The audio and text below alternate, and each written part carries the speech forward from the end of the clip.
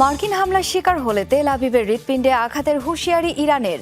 পরমাণু চুক্তি অথবা মার্কিন অভিযান, দুটি পথ খোলা তেহরানের সামনে হুমকি ট্রাম্পের। মিয়ানমারের জান্তাকে সহায়তা করছে ইরান, বিশেষ জাহাজে পাঠানো হয়েছে জ্বালানি এবং সমরাস্ত্র তৈরির উপাদান, রয়টার্সের বিশেষ প্রতিবেদন। প্রাণঘাতী নিপা ভাইরাস আতঙ্ক এশিয়ায়, ভারতে দুজনের দেহে শনাক্ত, সতর্ক অবস্থানে থাইল্যান্ড, ইন্দোনেশিয়া সহ বিভিন্ন দেশ। মার্কিন হামলার শিকার হলে তেল আবিবের হৃৎপিণ্ডে আঘাত করবে ইরান। যুক্তরাষ্ট্রকে এমন জবাব দেবে যা আগে কখনো হয়নি, এমন হুমকি দিয়েছেন ইরানের সর্বোচ্চ নেতা আয়াতুল্লাহ আলী খামেনির উপদেষ্টা আলী শামখানি। রণপ্রস্তুতির কথা জানিয়েছেন তেহরানের অন্যান্য শীর্ষ নেতারাও। পাল্টা হুঁশিয়ারি অব্যাহত রেখেছেন মার্কিন প্রেসিডেন্ট ডোনাল্ড ট্রাম্পও। জানান, ইরানের সামনে কেবল দুটি পথ খোলা রয়েছে, পরমাণু চুক্তি অথবা ভয়াবহ হামলা। মার্কিন নৌবহরের ইরানমুখী যাত্রা ঘিরে উত্তেজনা যখন তুঙ্গে, তখন পাল্টাপাল্টি হুমকি ধামকিতে জ্বলন্ত আগুনে ঘি ঢালছে দুপক্ষই। সামাজিক মাধ্যমে দেয়া পোস্টে মার্কিন প্রেসিডেন্ট ডোনাল্ড ট্রাম্পের সতর্কবার্তা, সময় ফুরিয়ে আসছে, ন্যায্য পারমাণবিক চুক্তি অথবা তাদের নৌবহরের মোকাবেলা, যে কোনো একটি বেছে নিতে হবে ইরানকে। দেশটিতে পরবর্তী মার্কিন হামলা হবে সবচেয়ে ভয়াবহ, ক্ষিপ্রতম ও বিধ্বংসী মিশন পরিচালনায় প্রস্তুত বহর, এমন হুমকিও দেন।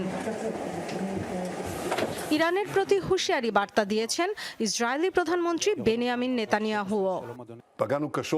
ইরানকে ব্যাপক ক্ষয়ক্ষতির শিকার হতে হয়েছে। তাদের সন্ত্রাসী প্রক্সি গ্রুপকে বিপর্যস্ত করেছি। তারা আবার সংগঠিত হওয়ার চেষ্টা করছে, কিন্তু তা হতে দেব না।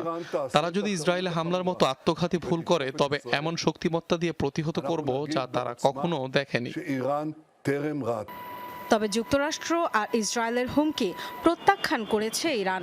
শত্রুপক্ষের হামলার তাৎক্ষণিক এবং শক্তিশালী জবাবের জন্য গুলি তাক করে রেখেছে সেনারা, এমন মন্তব্য করেছেন পররাষ্ট্রমন্ত্রী আব্বাস আরাকচি। জানিয়েছেন, হুমকির মুখে কোনো আলোচনা নয়। মার্কিন প্রতিনিধি স্টিভ উইটকফের সাথে সম্প্রতি কোনো যোগাযোগ হয়নি। অনেক দেশ মধ্যস্থতার চেষ্টা করছে, আমরাও তাদের সাথে যোগাযোগ করছি, কিন্তু কোনো সিদ্ধান্ত হয়নি এবং আমাদের তরফ থেকে আলোচনার কোনো অনুরোধও জানানো হয়নি। আমাদের অবস্থান স্পষ্ট, হুমকির মুখে আলোচনা হয় না। হামলা মোকাবেলায় পরিকল্পনা তৈরি আছে, শত্রুপক্ষের আচরণ ও গতিবিধির উপর নজর রাখা হচ্ছে, জানিয়েছে ইরানের বিপ্লবী গার্ডস আইআরজিসি। ইসরায়েলকেও নজিরবিহীন জবাবের হুমকি দিয়েছেন সর্বোচ্চ নেতার উপদেষ্টা আলী শামখানি। ইরানের বিপ্লবী গার্ড বাহিনী আইআরজিসিকে সন্ত্রাসী তালিকাভুক্ত করতে যাচ্ছে ইউরোপ। এ লক্ষ্যে নতুন করে বাহিনীটির উপর নিষেধাজ্ঞা দিতে যাচ্ছে ইউরোপীয় ইউনিয়ন। ইরানের সাম্প্রতিক সরকার বিরোধী আন্দোলনে আইআরজিসির বিরুদ্ধে মানবতা বিরোধী অপরাধের অভিযোগের জেরে এমন সিদ্ধান্ত নেওয়া হচ্ছে, যার নেতৃত্ব দিচ্ছে ইতালি ও জার্মানি। আর তাতে সমর্থন দেওয়ার কথা জানিয়েছে ফ্রান্স। অবশ্য সিদ্ধান্তটি কার্যকর হতে সংস্থাটি ২৭ দেশেরই সর্বসম্মতি পেতে হবে। ১৯৭৯ সালে প্রতিষ্ঠিত আইআরজিসি ইরানের সামরিক বাহিনীর একটি শাখা, যা সরাসরি সর্বোচ্চ ধর্মীয় নেতা আয়াতুল্লাহ আলী খামেনির তত্ত্বাবধানে পরিচালিত হয়। ইরানের পারমাণবিক ক্ষেপণাস্ত্র সহ গুরুত্বপূর্ণ প্রতিরক্ষা কর্মসূচির দায়িত্বভার রয়েছে আইআরজিসির কাছে, এমনকি মধ্যপ্রাচ্যেও ব্যাপক প্রভাবশালী বাহিনীটি। মিয়ানমারের জান্তাকে মদদ দেয় চীন রাশিয়ার পর এবার প্রকাশ্যে এলো ইরানের নাম। সম্প্রতি সংবাদ সংস্থা রয়টার্সে এই নিয়ে প্রকাশ করেছে বিশেষ এক অনুসন্ধানী প্রতিবেদন, যেখানে বলা হয় দীর্ঘ পথ পাড়ি দিয়ে অবস্থান সম্পর্কে বিভ্রান্ত করে এ পর্যন্ত অন্তত ৯ বার মিয়ানমারে গেছে ইরানের জাহাজ।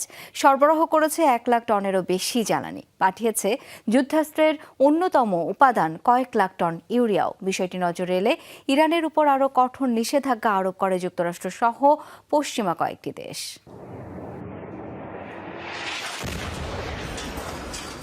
মিয়ানমারে গেল ৫ বছর ধরে চলমান গৃহযুদ্ধে জান্তা সরকারকে সহায়তা দেওয়ায় বেশ কয়েকবারই সামনে এসেছে চীন রাশিয়ার নাম।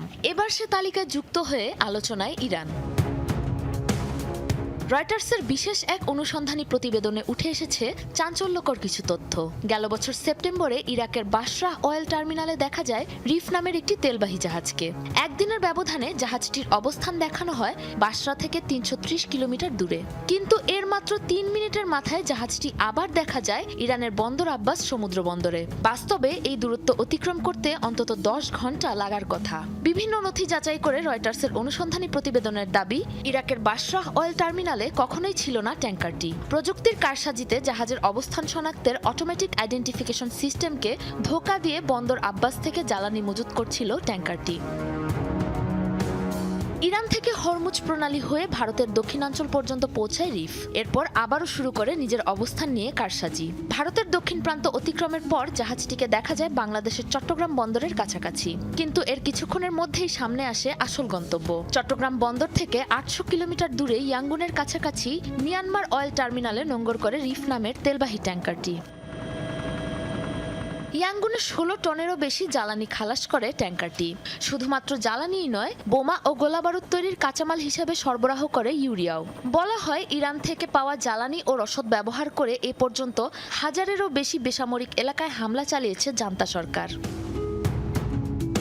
রয়টার্সের হাতে আসা স্যাটেলাইট নথি বিশ্লেষণ করে পাওয়া তথ্য অনুযায়ী গেল বছর অক্টোবর থেকে মোট ৯টি চালানে ১,৭৫,০০০ টন বিমানের জ্বালানি জান্তাকে সরবরাহ করেছে ইরান। রিফের পাশাপাশি এই পাচার কাজে ব্যবহৃত হয়েছে নোবেল নামের আরও একটি ট্যাঙ্কার। জাহাজগুলোর গতিবিধির স্যাটেলাইট ছবি ও তথ্য বিশ্লেষণ করে মার্কিন নথি যাচাইকারী সংস্থা সিনম্যাক্স, যা হুবহু মিলে যায় জাহাজ দুটির শিপিং নথির সাথে। অনুসন্ধানে জানা যায় গেল ১ বছরে ইরান বাদে অন্য কোনো দেশ থেকে জ্বালানি সরবরাহ করা হয়নি মিয়ানমারে। বারবার নাম পাল্টে এ পর্যন্ত ইরান ও মিয়ানমারের মধ্যে প্রায় ৫,৫০০ কিলোমিটার পথ আসা যাওয়ার রেকর্ড মিলেছে জাহাজ দুটির। এ ঘটনার পর শিপিং কর্পোরেশনটির ওপর নিষেধাজ্ঞা দিয়েছে ইউরোপীয় ইউনিয়ন, কানাডা ও ব্রিটেন। সামরিক ঘাঁটি নিয়ে সিরিয়ার সাথে সমঝোতায় যেতে চায় রাশিয়া। দেশটিতে রুশ সেনা উপস্থিতির ভবিষ্যৎ কী হবে তা নিয়ে দামেস্কের সাথে চুক্তি করতে চায় মস্কো। বুধবার মস্কোতে রাশিয়ার প্রেসিডেন্ট ভ্লাদিমির পুতিন ও সিরিয়ার প্রেসিডেন্ট আহমেদ আল শারার মধ্যে একটি বৈঠক হয়েছে। এতে সিরিয়ায় অবস্থিত ২ রুশ সামরিক ঘাঁটির বিষয়ে আলোচনা হয়। বৈঠক পরবর্তী সাক্ষাৎকারে অভ্যুত্থান পরবর্তী সিরিয়ার অভ্যন্তরীণ পরিস্থিতি নিয়ন্ত্রণে আহমেদ আল শারার প্রশংসা করেন ভ্লাদিমির পুতিন।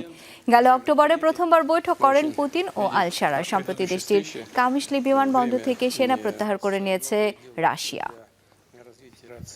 প্রাণঘাতী নিপা ভাইরাসের প্রাদুর্ভাবে আবারও আক্রান্ত ভারত। পশ্চিমবঙ্গে নতুন করে শনাক্তের পর এশিয়ার একাধিক দেশে ছড়িয়েছে উদ্বেগ। স্ক্রিনিং সহ অতিরিক্ত সতর্কতা নিয়েছে থাইল্যান্ড, নেপাল, ইন্দোনেশিয়ার বিমানবন্দর। এছাড়াও ভারতের সাথে যুক্ত স্থল সীমান্তগুলোতে চলছে যাত্রী স্ক্রিনিং। কার্যকরী কোনো টিকা বা প্রতিষেধকের অনুপস্থিতি ও মৃত্যু ঝুঁকি বেশি থাকায় জনবহুল দেশগুলোর জন্য ভয়াবহ হতে পারে নিপা ভাইরাস। চলতি মাসের শুরুতে পশ্চিমবঙ্গে ৫ স্বাস্থ্যকর্মী নিপা ভাইরাসে আক্রান্ত হওয়ার খবর মেলে। তাদের দুজনের দেহে এই ভাইরাসের উপস্থিতির প্রমাণ মেলে। বর্তমানে একজনের অবস্থা আশঙ্কাজনক। সংস্পর্শে আসা শতাধিক ব্যক্তিকে রাখা হয়েছে কোয়ারেন্টাইনে। ভারতে নতুন করে নিপা ভাইরাসের সংক্রমণ উদ্বেগ ছড়িয়েছে এশিয়ার কয়েকটি দেশে। এখন পর্যন্ত অন্য কোথাও সংক্রমণের খবর না মিললেও সতর্কতামূলক ব্যবস্থা নিয়েছে প্রতিবেশী দেশগুলো। পশ্চিমবঙ্গ থেকে যাওয়া ফ্লাইটের যাত্রীদের জন্য বাধ্যতামূলক স্ক্রিনিং চলছে থাইল্যান্ডের ব্যাংকক ও ফুকেটের ৩টি আন্তর্জাতিক বিমানবন্দরে। প্রধান এয়ারপোর্টগুলোয় একই পদক্ষেপ নিয়েছে ইন্দোনেশিয়াও। অবশ্যই আমরা সবাই ভাইরাসকে ভয় পাই। বিশেষ করে করোনার পর থেকে সবকিছু বদলে গেছে। অনেক মানুষ হারিয়েছি। তাই এ ধরনের রোগ সম্পর্কে খুবই সতর্ক থাকা উচিত। এদিকে বিমানবন্দর ছাড়াও ভারতের স্থল সীমান্ত দিয়ে যাওয়া যাত্রীদের স্ক্রিনিং শুরু করেছে নেপাল। নিপা ভাইরাসকে ক্যাটাগরি 5 তালিকাভুক্ত করার প্রস্তাব দিয়েছে তাইওয়ান। এছাড়াও পর্যটন কেন্দ্রগুলোতে কঠোর স্ক্রিনিং ব্যবস্থা চালু করেছে থাই সরকার। থাইল্যান্ডে মানুষের মধ্যে এই ভাইরাসের ছড়িয়ে পড়ার কোনো প্রমাণ পাওয়া যায়নি। তবুও আমরা সতর্কতা অবলম্বন করছি, কারণ নিপা ভাইরাস সবচেয়ে বিপজ্জনক সংক্রামক রোগগুলোর একটি। মূলত আক্রান্ত পশু পাখি কিংবা নির্দিষ্টভাবে বাদুড় থেকে মানুষে ছড়ায় নিপা ভাইরাস। প্রাথমিকভাবে লক্ষণ দেরিতে প্রকাশ পাওয়ায় এটি খুবই ভয়াবহ, যেখানে মৃত্যুহার 40 থেকে 75%। লক্ষণগুলো প্রকাশ পেতে 1 থেকে 2 সপ্তাহ, কারো কারো ক্ষেত্রে একটু কম বেশি সময় লাগে। সবচেয়ে দীর্ঘ সময় হতে পারে 45 দিন, যার অর্থ বিমানবন্দরে এটি নিয়ন্ত্রণ করা খুবই কঠিন। আপনার এমন কোনো রোগ আছে যা সুপ্ত অবস্থা 2 সপ্তাহের, সেক্ষেত্রে সংক্রমণ ঠেকানোর কোনো উপায় নেই। thing that probably kills. গলা ব্যথা, জ্বর, সাধারণ অসুস্থতা, চোখ ব্যথা ইত্যাদি নিপা ভাইরাসের প্রাথমিক লক্ষণ হিসেবে বিবেচিত। ইন্দোনেশিয়ায় ভয়াবহ ভূমিধসে প্রাণহানি বেড়ে দাঁড়িয়েছে 53 জনে। এর মধ্যে 38 জনের পরিচয় শনাক্ত করা গেছে। শনিবারের ভূমিধসে এখনও নিখোঁজ 27 জন। তাদের উদ্ধারে চলছে তল্লাশি অভিযান। ঘন ঘন বৃষ্টিপাত, পুরো কাদামাটির আস্তর, বিধ্বস্ত রাস্তাঘাটের কারণে বাধাগ্রস্ত উদ্ধার কাজ।